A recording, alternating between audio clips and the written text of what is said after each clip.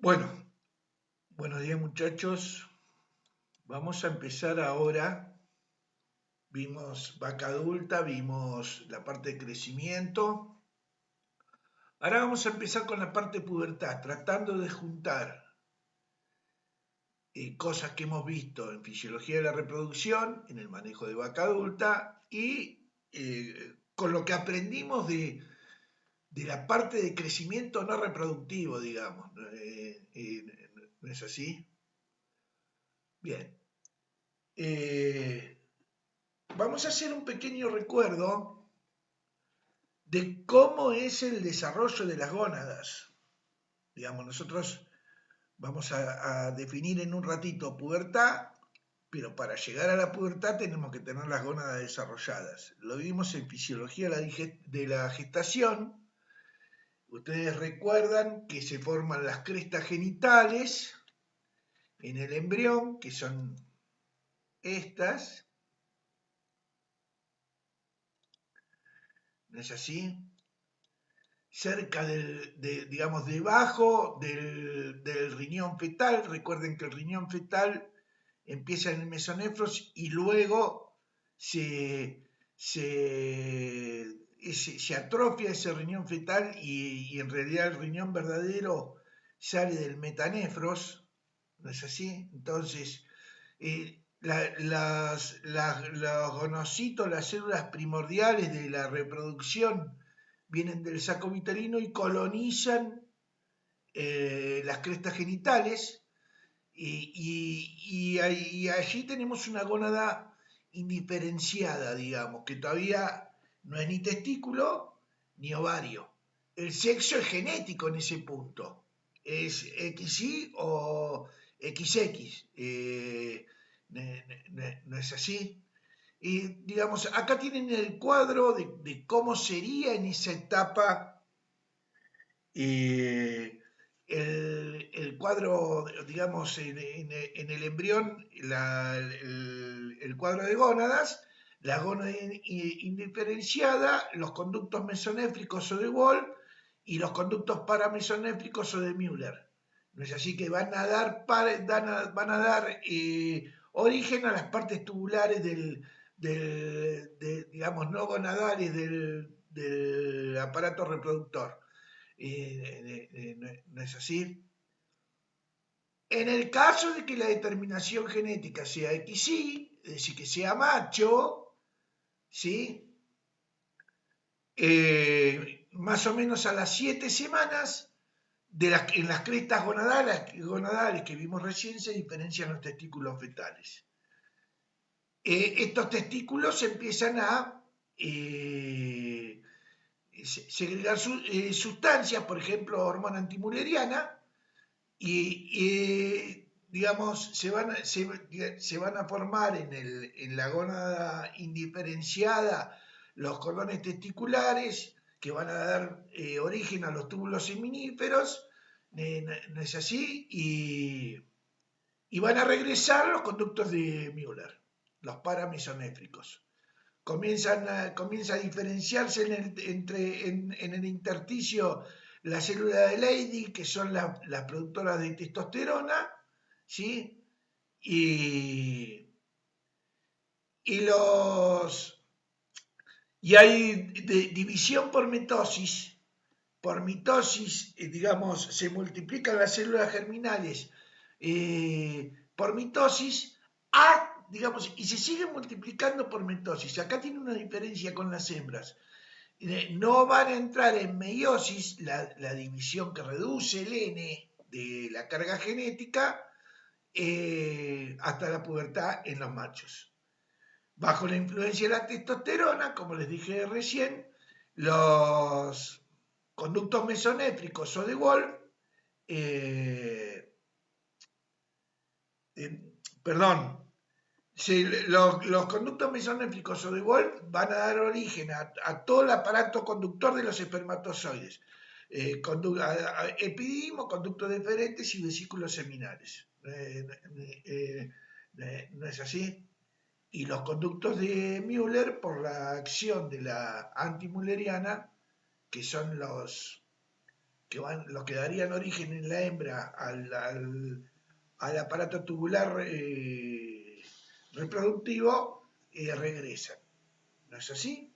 Bien.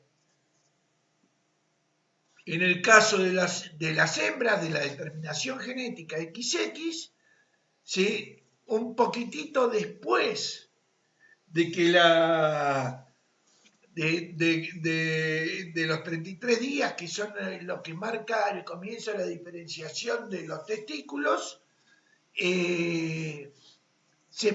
digamos, por ausencia digamos, de ahí, las células primordiales colonizan la gónada y empiezan a multiplicarse. ¿Sí? Empiezan a multiplicarse por mitosis. Ahora, como vamos a ver en la próxima filmina, en las hembras sí tenemos meiosis en la vida intrauterina. Recuerden que las hembras nacen con su población de folículos de ovocitos estática. Ya nace determinada con la cantidad de ovocitos que va a producir en su vida adulta. ¿No es así? En ausencia de factores humorales machos, por ejemplo la hormona antimuleriana de la que hablamos recién, los conductos de Wolff regresan, ¿no es así? Y se desarrolla el conducto mesonéfrico, el paramesonéfrico de Müller, digamos. Los conductos de Müller, que son los paramesonéfricos porque recuerden que al medio están los mesonefros y para afuera están los de Müller, ¿no es así? Los conductos de Müller evolucionan un oviducto, útero y parte de la vagina. Esto ocurre aún en ausencia de células primordiales femeninas. Es decir, que todo lo que pasa es que no hay antimuleriana.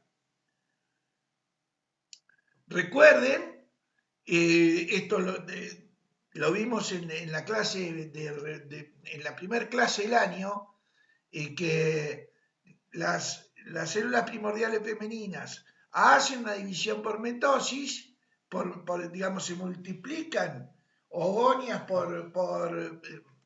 para lograr número entre los 35 y los 80 días, y empieza la meiosis que queda trabada en la profase 1 de la primera división. Es así, recuerden que la profase de la primera división tiene 5 etapas y queda trabada en la etapa de diplotene. ¿Sí? Allí ya está determinado el número. Y entra en lo que se llama el arresto meiótico y van a quedar ahí los ositos hasta el momento, digamos, ustedes recuerden que cuando reasume la meiosis un ovocito es en el momento del pico del LH. Ahí reasume en la meiosis y luego después vuelve a quedar trabado en 30 horas ovula y vuelve a quedar trabado en la metafase de la segunda división. No es así, pero todo este momento de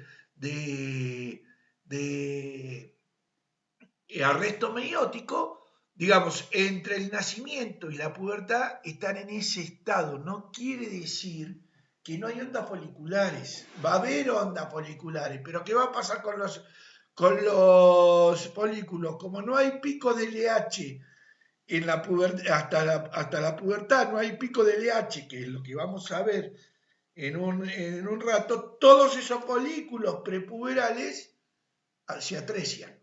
¿Estamos de acuerdo? No sé si fui claro. Bien, entonces en la segunda división meiótica, digamos en la metafase 2 se ovula. Entonces, en la vida intrauterina, mitosis queda trabada, empieza la meiosis en las hembras, a diferencia de los machos que no reasumen la meiosis hasta la pubertad. En las hembras hacen meiosis intrauterina, nacen con el número determinado de ovocitos en estado de arresto meiótico y eso queda trabado hasta el primer pico de LH que ocurre en la pubertad. ¿No es así? Hay ondas foliculares a lo largo de todo el periodo prepuberal, pero esas ondas foliculares no llegan a buen término porque lo que falta hasta el momento de la pubertad es el pico de LH. Ahora bien, eso es lo que pasa en las gónadas, pero ustedes recuerdan, tenemos, sobre todo en las hembras, tenemos que hacer aparecer la actividad cíclica. Y ustedes recuerdan que teníamos centros, en el sistema nervioso central, teníamos centros productores de GNRH que actuaban sobre la adenohipófisis, sobre la célula de la adenohipófisis, para estimular la producción de gonadotrofinas. Lo vimos en la primera clase.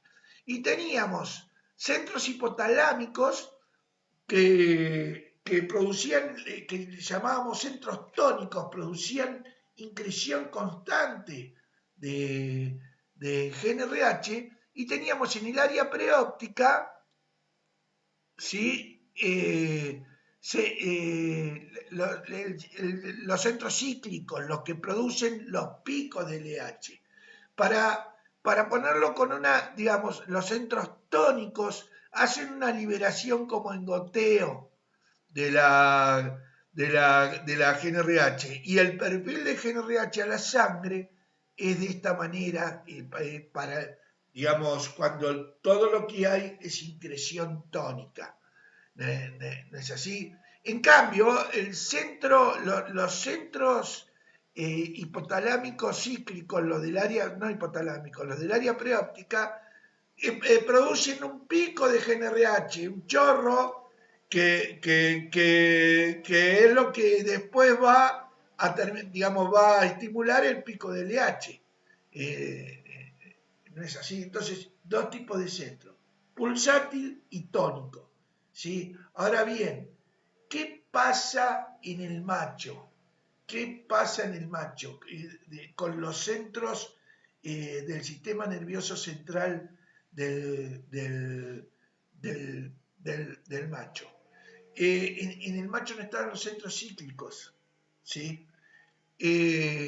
No están, están poco desarrollados los centros del área preóptica. ¿Por qué es eso? Tenemos el macho con el testículo fetal, cuyas células de Leydig segregan testosterona. ¿No es así? La testosterona, recuerden que entre la sangre y el sistema nervioso central está la barrera hematoencefálica que permite que pasen determinadas sustancias y permite difusión a través de ella, ¿no es así?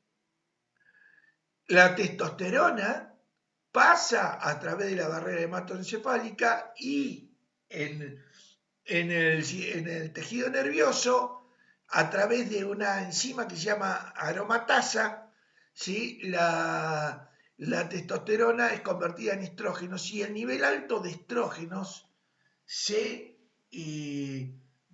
inhibe el desarrollo del centro cíclico. Esto se vio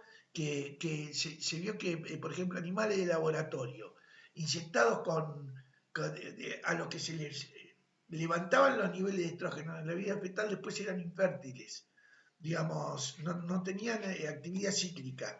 Y lo que faltaba era estos centros pulsátiles. Ahora, en la hembra, el centro pulsátil no se desarrolla en el macho. La increción en el macho siempre es tónica, no tiene la actividad sexual cíclica. Una vez que se va a la pubertad, el testículo tiene actividad continua. ¿No es así? Y la regulación hormonal es tónica de ese testículo. En cambio, en la hembra, En la hembra tenemos el mismo cerebro con la misma barrera hematoencefálica, tenemos el ovario fetal produciendo cantidades incrementadas de estrógeno y además la placenta produciendo cantidades elevadas de estrógeno. Lo mismo pasa en el macho, falta eso ahí. Lo que pasa que en la hembra no hay testosterona. Y en el macho hay estrógeno, pero en la hembra no hay los niveles de testosterona que produce el testículo fetal. Hay en los fetos hay una proteína una proteína fetal que se llama alfa-fetoproteína, que secuestra los estrógenos, se liga con los estrógenos y hace que los estrógenos no puedan pasar por la barrera hematoencefálica. Si faltara esto, las hembras serían infértiles. ¿Por qué? Porque, no, digamos, si a diferencia de lo que pasa en el macho los niveles altos de estrógeno inhibirían la formación del centro pulsátil. Entonces, al no poder ingresar o al no poder elevarse los niveles de estrógeno en el sistema nervioso central, digamos, ante el déficit de ese estrógeno, el centro pulsátil se desarrolla. Digamos, en el caso del macho, estos se pueden elevar porque el macho tiene el mismo cuadro, pero además tiene la testosterona, que la testosterona pasa la barrera hematoencefálica y aquí por la aromatasa levanta los niveles de estrógeno. ¿Cuáles son toda esta cuestión de los centros tónicos y cíclicos? La vamos digamos, por ahí a comprender más con este cuadro. Digamos, aquí tienen niveles relativos de hormona y días, ¿no es así? En un macho, la increción de GnRH y de LH consecuente es de esta manera. ¿Sí? Si yo agarro, y en las hembras, esto, perdón, es LH, pero LH y GnRH ustedes saben que van juntas. Una antes, otra después, pero van siguiendo, los pulsos se van siguiendo. En el macho tenemos increción todo el tiempo, en la hembra tenemos los picos preovulatorios de LH. ¿Es así? ¿Qué pasa si yo esto, que es la increción tónica, lo amplifico? En el macho tengo, cada pulsito de estos es un pulso de LH y responde a un pulso de LH un pulso de testosterona, tónicamente, siempre igual. ¿No es así? La increción tónica de LH y GnRH previa en la hembra, ¿no es así? Digamos, guarda la misma relación en tiempo, lo que no tiene es la célula de Leydig en el testículo, porque no tiene testículo en la hembra. No es así.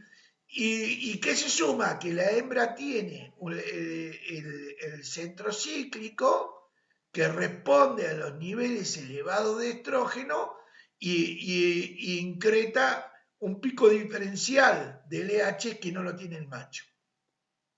¿Sí? Bien. Recuerden ustedes que, digamos, cuando hablamos en la clase inicial de reproducción, y cuando hablamos del impacto que tenían los niveles de estrógeno sobre los centros superiores, digamos, ¿no es así? Que niveles bajos de estrógeno tenían efecto inhibitorio, niveles altos estimulaban el pico de LH, pero eso no es así siempre. Y vamos a ver en un rato por qué. ¿Qué es, digamos, definimos como pubertad el momento en que la hembra o el macho adquieren la habilidad de efectuar la reproducción exitosamente. ¿Sí? En las hembras, ¿cómo definimos la pubertad en las hembras? Porque en realidad, ustedes, y en los machos también pasa lo mismo. Digamos, nosotros tenemos la necesidad todo el tiempo de estar definiendo las cosas y separar en etapas. Pero la biología ocurre en forma continua. Digamos, van pasando las cuestiones como un proceso continuo. No es así.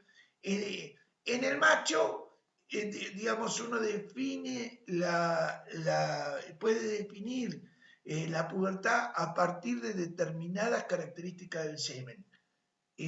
Hay número para decir tiene 10%, un eyaculado con 10% de espermatozoides móviles. Bueno, y eso de esa manera se le pone una definición. En la hembra es un poco más fácil, pero no tanto.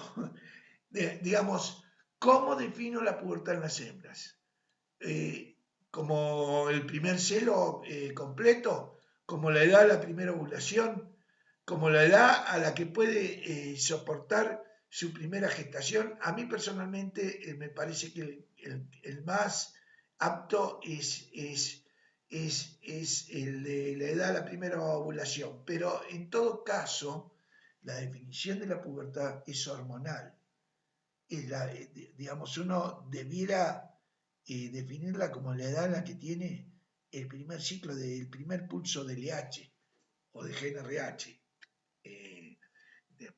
previo. No es así.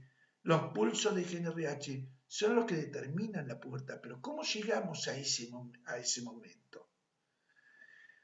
Antes de la pubertad, sabemos que la liberación de GNRH de los centros del área preóptica, digamos, del centro pulsátil, es mínima. ¿Sí? Es secreción tónica. La FSH y la LH, que son las hormonas que siguen en la escala del eje hipotálamo hipófiso ovárico, digamos, las gonadotrofinas, son bajas, y la foliculogénesis, digamos, tiene baja intensidad, porque hay baja increción de gonadotropina, pero no es que está ausente. Hay folículos en desarrollo, ¿sí?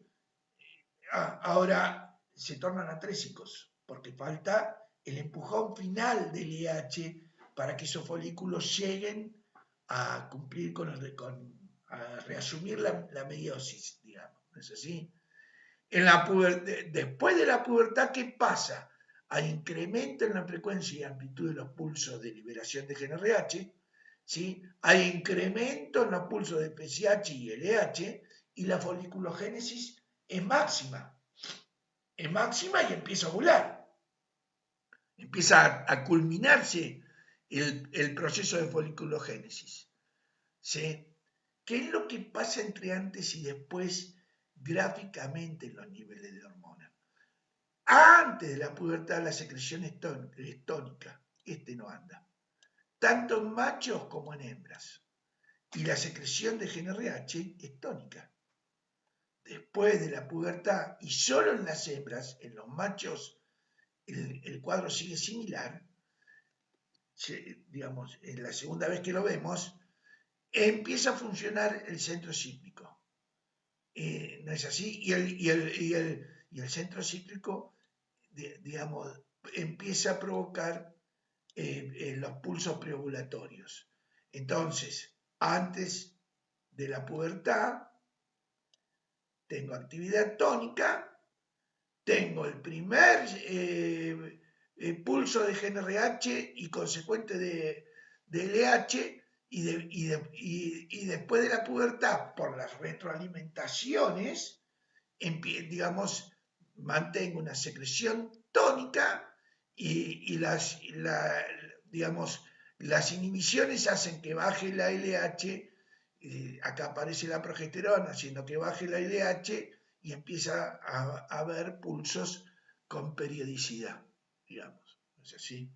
Entonces, ¿Qué es la pubertad? Compleja serie de eventos que requiere la maduración del eje hipófisis ovárico. Tiene que ponerse funcional, tiene que, que empezar a funcionar coordinadamente. ¿Sí? ¿Por qué se mantiene trabado? ¿Por qué no está maduro? Los bichitos, los animalitos nacen, las hembras nacen, y por qué esto no empieza desde el mismo momento del nacimiento. Obviamente, una cuestión de selección, y el individuo tiene que llegar a una etapa del crecimiento que le permita tomar la función reproductiva. No es así, pero ¿cómo la mantenemos trabado? La mantenemos trabado en virtud de que los estrógenos en pequeños niveles, aún digamos, ejercen una potente inhibición sobre los centros superiores a la increción de LH y de GnRH. Digamos, y hay que remover, para que empiecen a ciclar, hay que remover esa estimulación negativa que tienen los estrógenos sobre los centros superiores. Una cosa similar, digamos, se gatilla la inhibición con niveles muy bajos de estrógeno. La retroalimentación negativa con niveles bajos de estrógeno plancha los centros superiores. Una cosa similar vimos en el anestro posparto. ¿No es así? Si uno pone, de hecho, si uno pone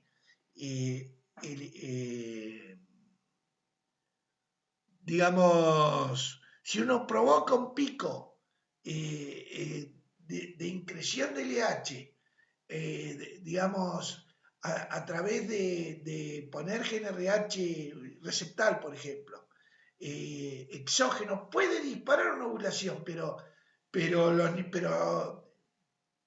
ahora esa ovulación, digamos, como no remueve el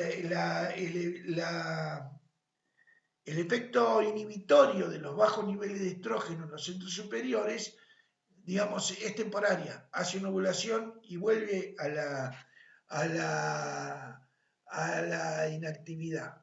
Entonces, si nosotros tenemos una línea de tiempo y vemos la evolución de las hembras después del nacimiento y seguimos la increción del LH, es así, la increción del LH, digamos, se mantiene baja. Hace un pico después, entre los 2 y los 5 meses, hace un pico, ¿sí? Este pico hace ese pico de LH tanto en macho como en hembras. Y se sabe que alguna asociación con el desarrollo posterior ese pico tiene, pero digamos como que no está tan claro. Está, digamos, sí se sabe que tiene alguna asociación con la pubertad posterior, este pico temprano de LH, que es característico, ¿sí? No se sabe si regula realmente el momento en que la vaquillona o la hembra se va a hacer puber, y las experiencias sosteniendo exógenamente este pico de LH con GnRH exógeno, digamos, en este periodo, adelantó la pubertad. Entonces se sabe que alguna influencia tiene, pero como no está removido digamos, el umbral de inhibición de los niveles de estrógeno en los centros superiores, vuelve a plancharse los niveles de LH y vuelven a quedar bajos. Ahora, se sabe que ocurra es importante. ¿Estamos de acuerdo? Bien, si nosotros graficamos el feedback negativo de los estrógenos, que quiere decir que bajitos niveles de estradiol en sangre provocan inhibición y no dejan haya pulsos de LH que permitan que las neuronas del centro cíclico larguen GNRH en forma para que haya pulso de LH, digamos, con bajito nivel de estrógeno lo mantenemos frenado eso. ¿No es así? Y hay que remover esto para que la vaquillona empiece a ciclar. ¿No es así? Entonces, en la medida en que, por influencias que vamos a estudiar en la próxima clase, digamos, ese efecto negativo de los niveles de estrógeno será removido. Y digamos, una vez que es removido y los folículos dominantes, digamos, pueden alcanzar un planito más de desarrollo, empieza a aparecer LH, ¿no es así? Y, digamos, se incrementan los niveles de LH, bajan el nivel de receptores en el hipotálamo, porque si yo tengo muchos receptores, poquito nivel de estrógeno me pulsan esos receptores y ejercen el efecto inhibidor, bajan el nivel de receptores, el estrógeno se vuelve inefectivo en suprimir la secreción de LH y aparece el pico de LH, el primer pico de LH, y acá va a haber una ovulación y arranca la actividad cíclica para este lado porque el nivel, el centro del área preóptica se tornó funcional del centro cíclico. ¿No es así? Se definen entonces 3 o 4 periodos. Hasta que aparece el primer pico, el pico precoz de FSH, un periodo infantil hasta más o menos, donde no pasa nada, hasta más o menos las 2 meses de vida. Después tenemos el periodo prepuberal, donde tenemos un tiempo donde ocurre el pico, este intermedio de LH que hace a la maduración, y tenemos un periodo que llamamos estático, donde vuelve a no pasar nada. Se van desarrollando folículos que se atrecian y los niveles bajos de estrógeno mantienen toda el área de núcleos, digamos, como contenido, sin poder largar LH a la sangre. Luego aparece el periodo prepuberal, donde se remueve peripuberal, digamos, hasta el primer ciclo, digamos, donde se remueve el impacto inhibitorio de los estrógenos y puede aparecer la LH, ¿sí? Y luego tenemos la pubertad, donde la hembra le agarró la habilidad de reproducirse, digamos, y va a poder completar la meiosis y largar una gameta en metafase 2 al oviducto a partir de que pudo concretar un pico de LH. Los núcleos superiores pudieron incretar un pico de GNRH y consecuentemente tenemos un pico de LH después. Si ustedes recuerdan, cuando vimos, y esto es importante que se acuerden las similitudes, porque, digamos, una vaquillona alrededor de la pubertad es muy similar a una vaca en la salida del anestro posparto. Y el mecanismo que está por debajo es muy similar.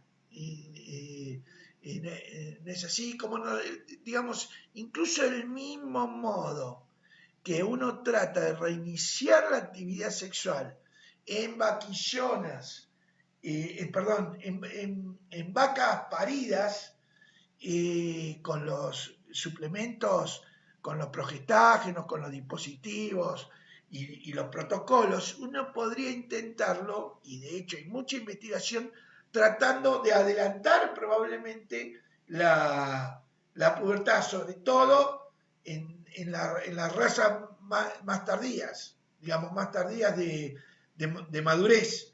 Eso puede tener, digamos, consecuencias buenas o malas, porque uno podría, digamos, estaría seleccionando en contra de la precocidad en ese caso, digamos, estaría tapando vacas poco precoces que después puedan trasladar esas influencias a la vida adulta, pero de hecho se investiga mucho en esta cuestión de inducir eh,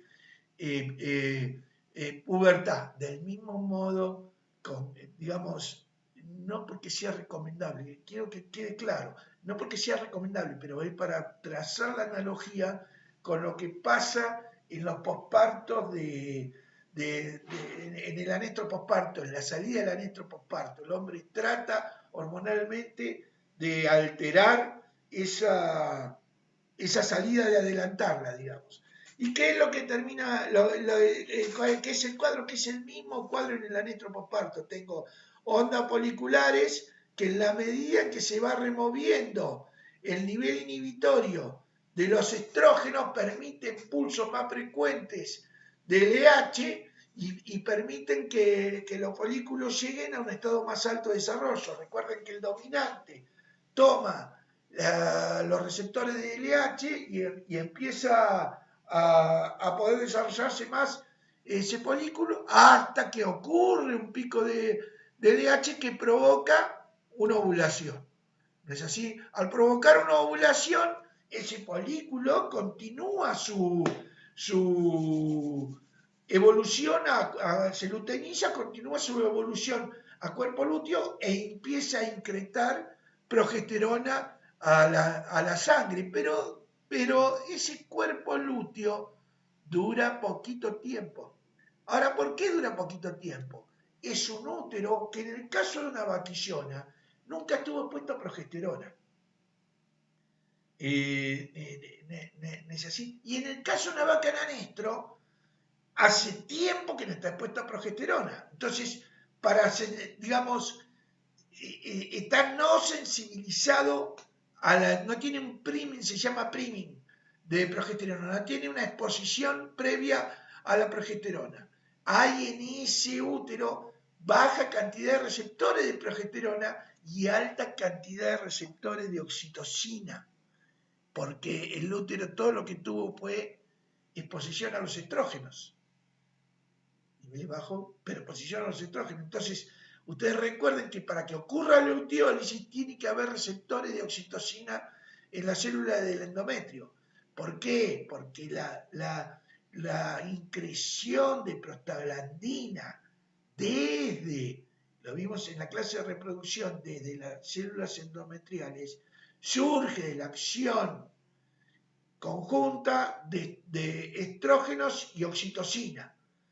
Eso provoca la increción de prostaglandina en la sangre y la prostaglandina a través del circuito entre la vena uterina y la arteria ovárica llega al cuerpo lúteo y comienza el mecanismo de lisis del cuerpo lúteo que después tiene cuestiones adentro de autorregulación, ¿no es así? Pero ese es el mecanismo básico por el que ocurre la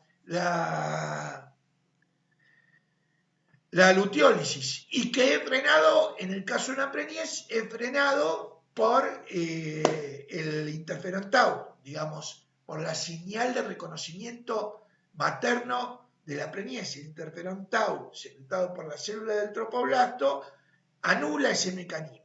¿Estamos de acuerdo? Ahora, en un útero que no estuvo expuesto a la progesterona y estuvo expuesto a los estrógenos, con alta cantidad de receptores de oxitocina, cuando folículo, el folículo de la primera, acá ovuló, y acá se empezó a desarrollar otra onda folicular y llega un folículo dominante que incrementa el nivel de estrógenos. Cuando este folículo alcanzó determinado punto, es el folículo de la primera onda, ¿no es así? Alcanzó un determinado nivel de estrógenos, disparó la luteólisis porque se combinó con un nivel alto de receptores de oxitocina, cualquier pulso de oxitocina desencadenó una señal de luteólisis y que voltearon este cuerpo lúteo y la progesterona bajó. Entonces, este primer celo corto ocurre en la vaquillona prepúbere, en la vaquillona, digamos que están en su primer ciclo después de la pubertad, como ocurre en el anestro posparto. El primer celo es corto por este mecanismo. Por este mecanismo, ¿no es así? Y luego tengo la aparición de una segunda, digamos, este ovula, se continúa como cuerpo lúteo y la increción de progesterona, digamos, tiene un funcionamiento normal. Ahí apareció el cuadro hormonal. Recuerden, este cuadro lo tienen en la primer serie de charlas. Digamos, este folículo, este ovocito que ovuló acá, digamos, llegó, retomó con la LH, retomó su meiosis, salió del arresto meiótico y salió de la profase 1, en 30 horas ovuló, cayó en metafase 2 al oviducto. Este ovocito, si hay espermatozoides en el oviducto, se puede preñar, puede haber concepción. ¿No es así? Lo que pasa que es una preñez destinada a fracasar, porque en realidad, como el útero no estuvo puesto, no hay posibilidad de que el cuerpo lúteo llegue al momento del reconocimiento materno de la preñez, que es en el día 17. Me explico, 16, 17, es decir, que no va a haber un cuerpo lúteo para sostener esa preñez por la luteólisis temprana. Bien, ahora bien, yo quiero llevarlos, ir introduciéndolos en los temas de la próxima clase. Digamos, este periodo, acá ocurren mucha actividad para desbloquear los centros superiores, los centros, el centro cíclico, digamos, para desbloquear, digamos, que pueda empezar a haber pulsos de LH. Y hay muchos genes implicados en la maduración de esos centros superiores. Nosotros vamos a estudiar en la próxima clase la influencia de 3 o 4 factores que están involucrados en ese desbloqueo de los centros superiores y que tratan de conectar, y ustedes esto ténganlo presente, que por lo general tenemos como la visión, una visión focalizada en hechos puntuales, pero el organismo es uno solo, digamos que la biología es holística, incluye el todo, ¿no es así? Y nosotros tratamos muchas veces de dar respuestas en la participación o en la acción de sustancias específicas y la verdad que en todos los procesos están involucrados un montón de sustancias. Nosotros vamos a estudiar en la próxima clase la acción de 3 o 4 sustancias del sinnúmero de sustancias que participan, entre ellas la leptina, el neuropéptido gamma, la influencia de la progesterona para desbloquear los centros superiores de la acción inhibitoria de los estrógenos. Y todas estas sustancias actúan tratando de conectar el organismo completo con la capacidad con la capacidad con la adquisición de la capacidad de reproducirse. Tratan de colectar a través de esa sustancia la información de que el organismo está apto en términos de crecimiento, reservas corporales, etcétera, etcétera, etcétera, está apto para tomar la responsabilidad de reproducirse. ¿No es así? Entonces vamos a hacer una pequeña mirada ahora de factores y generales, digamos, como yendo de afuera para adentro, de cuestiones generales que involucran el modo en que esta habilidad de reproducirse aparece, para después verlo en más detalle con la acción de estas 4 sustancias. ¿Cuál es el punto central? El punto central es que el punto central en esta adquisición del cuadro hormonal, de la frecuencia hormonal, de la frecuencia de GNRH, de la increción de GNRH que permita la reproducción, que está dormidita, digamos, el punto central es que en una, digamos, en una mejor interacción de metabolismo, la reproducción será anterior, en una peor será posterior. Entonces el cerebro debe recibir señales, ¿sí? Debe recibir señales que le permiten incrementar los pulsos, o le dicen la cancha está lista, vos podés reproducirte. Y esas señales adelantarán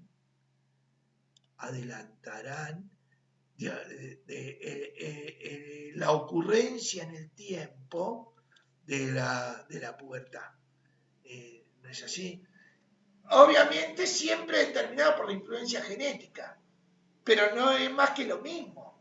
La influencia genética, digamos, se ha establecido o se ha implantado en una determinada raza a través de la selección acorde al ambiente en el que esa raza se desarrolló, y terminará siendo la evolutivamente más adaptada situación al ambiente en el que esa raza se debería desarrollar, digamos, ¿no es así? Este cuadrito me pareció interesante para entender al terreno al que los quiero llevar. Aquí tienen 4 funciones básicas de la repartición de la energía. Termorregulación y mantenimiento celular, que sería el mantenimiento en definitiva.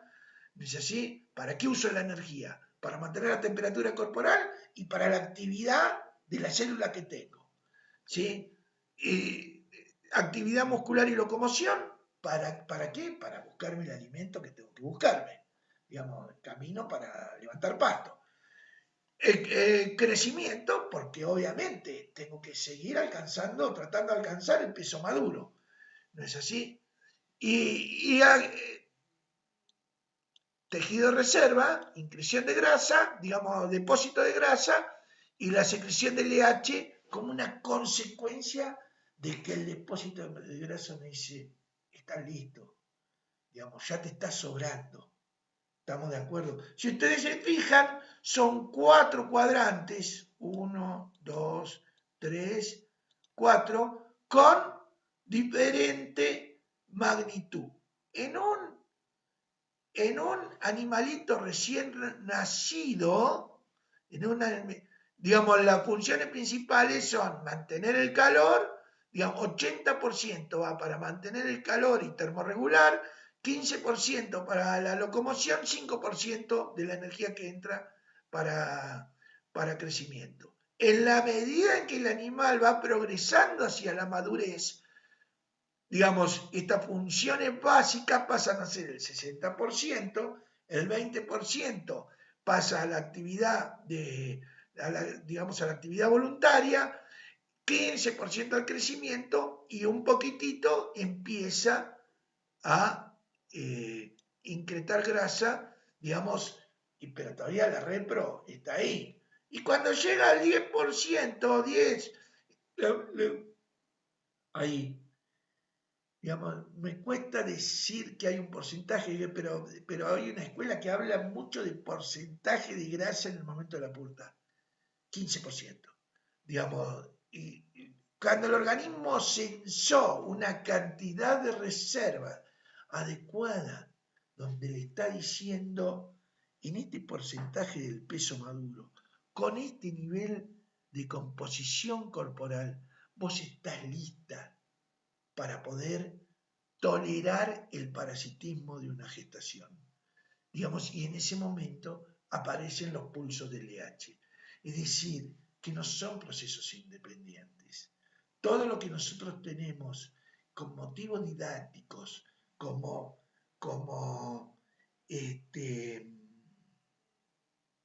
cuadro hormonal e interrelaciones de feedback, está conectado de alguna manera con el metabolismo y con el cuadro hormonal del metabolismo. Recuerden el gancho entre insulina, IGF-1 y somatotrofina. ¿No es así? El eje metabólico se junta de alguna manera con el eje reproductivo. Bueno, y de acá es lo mismo.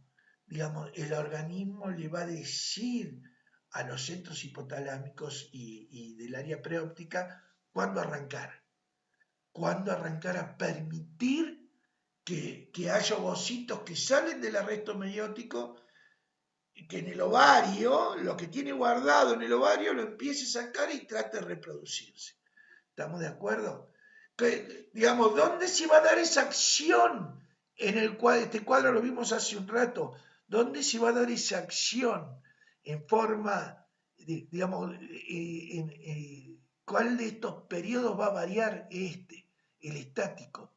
Digamos, esto tiene que ocurrir, esto en la infancia va a ocurrir del modo que ocurre siempre en el pie de madre, prácticamente en todas las especies igual, en todas las razas igual.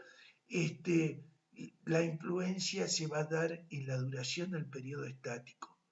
¿No es así? Lo que ocurre acá ocurre en forma calcada, ¿no es así? Ahora, yo puedo adelantar la pubertad si acorto el periodo estático por influencia de la genética, por influencia de la nutrición, por ejemplo, en el destete precoz. En el destete precoz, uno aprieta la nutrición y acorta el periodo estático, y por ahí las vaquillonas son púberes de ternera. Y eso en algunos casos tiene dos importancias, muchachos, porque en realidad tiene una importancia en el sentido de que me empiezan de que se me pueden preñar temprana, encerradas en un corral, pero además, ¿qué pasa? Se detiene el crecimiento largo de los huesos. Si aparecen los estrógenos, voy a planchar los discos hipoficiarios de los huesos largos, lo mismo en crecimiento. ¿No es así? Entonces, digamos, si aprieto el periodo estático, va a haber pubertad precoz. Y si lo alargo, se va a retrasar la pubertad. ¿No es así? Entonces, principales factores que afectan la madurez sexual, el llegar a la pubertad, digamos, influencia de la genética, básicamente, digamos, razas de madurez más tardía, de peso maduro más alto, de madurez menos tardía, de peso maduro más bajo. Los niveles de nutrición, antes y después del destete, los vamos a ver en las próximas clases, digamos, y el objetivo es llegar a un peso crítico que permita un nivel adecuado de grasa que, como vimos en el cuadrito de repartición de la energía, me dé un mínimo para que la tipa arranque, y esto perfectamente influido, como vimos en las influencias de peso maduro del plano de nutrición sobre el peso maduro, digamos, y sobre lo que logramos en crecimiento en la clase anterior, precedido de cómo es la historia nutricional de esa vaquillona. Entonces, dos hechos básicos para que el cuadro de pubertad, que no es más que la descripción del cuadro hormonal fácil, pero dos hechos básicos para que aparezca la iniciación de la actividad sexual en las hembras.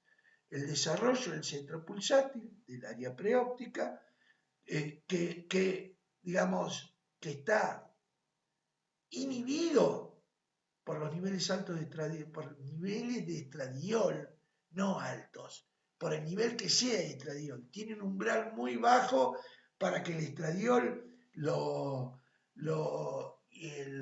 inhiba y, digamos, es el desarrollo de ese centro pulsátil a partir de los cambios en la sensibilidad al feedback negativo del estradiol. La influencia de las razas lecheras son de pubertad más temprana, las razas, los Bostaurus en general, son de pubertad más temprana que las Brahman, y esto no es folclórico, esto, digamos, es importante porque marca, digamos, la variación alrededor de este numerito, marca la facilidad con la que yo voy a poner los animales en su primer servicio.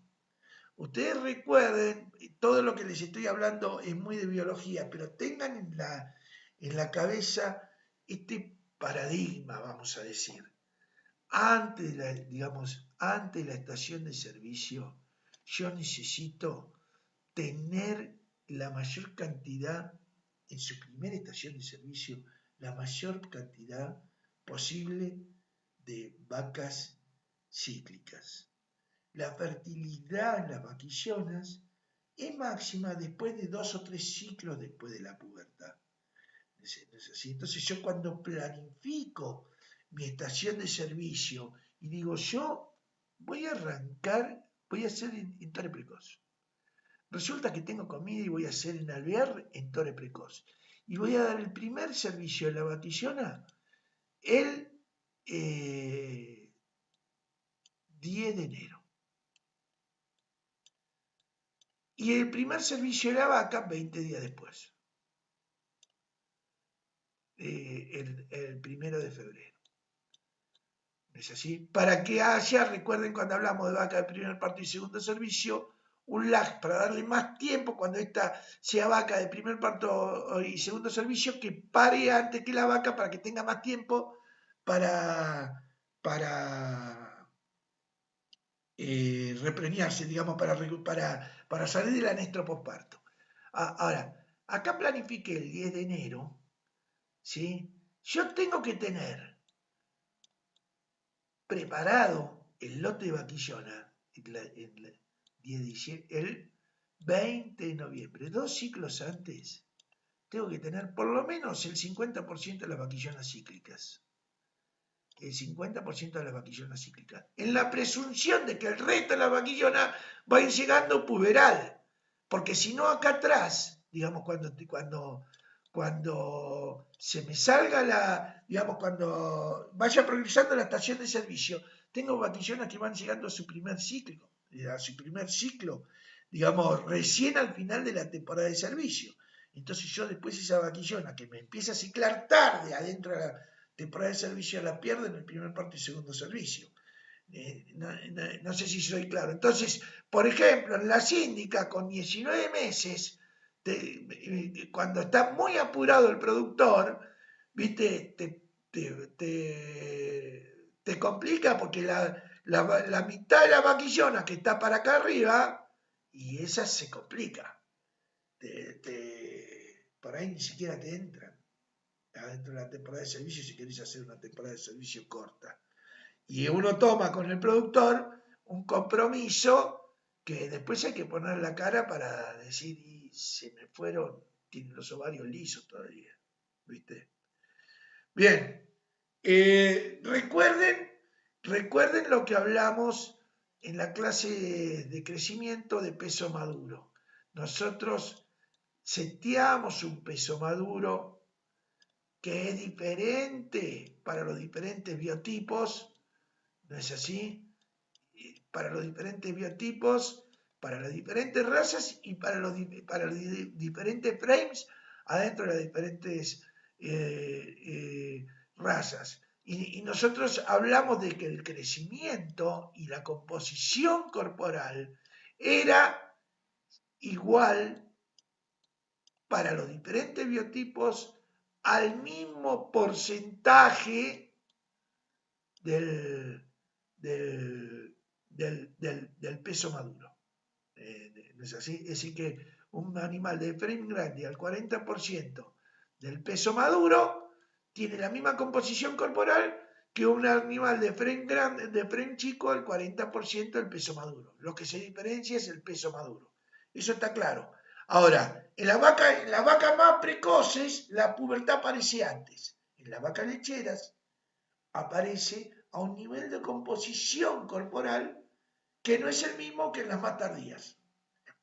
Entonces, en las lecheras, los primeros celos aparecen entre el 30 y 40% del peso maduro, que no quiere decir que deba ser el momento en que la debo inseminar, digamos, porque después tengo la actitud zootécnica de preñar y yo debo lograr un determinado porcentaje del peso maduro antes de parir. Y la gestación es fija.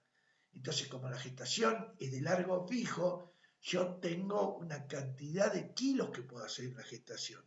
Entonces, deberé elegir la edad zootécnica de, de, de reproducción pensando en obtener el 85% del peso maduro al otro día del parto, más el peso del ternero, eso en 280 días. Entonces ahí determinaré digamos, si voy a poder llegar a cubrir eso. Me explico y pondré el momento zootécnico de reproducción. En la vaca de carne es un poco más tardío.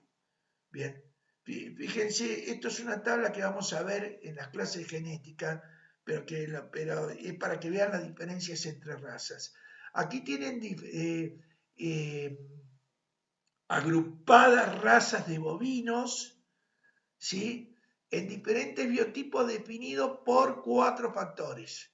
La tasa de crecimiento potable y el peso maduro.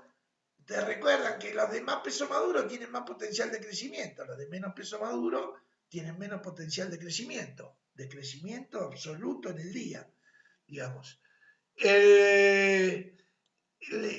La aptitud carnicera a partir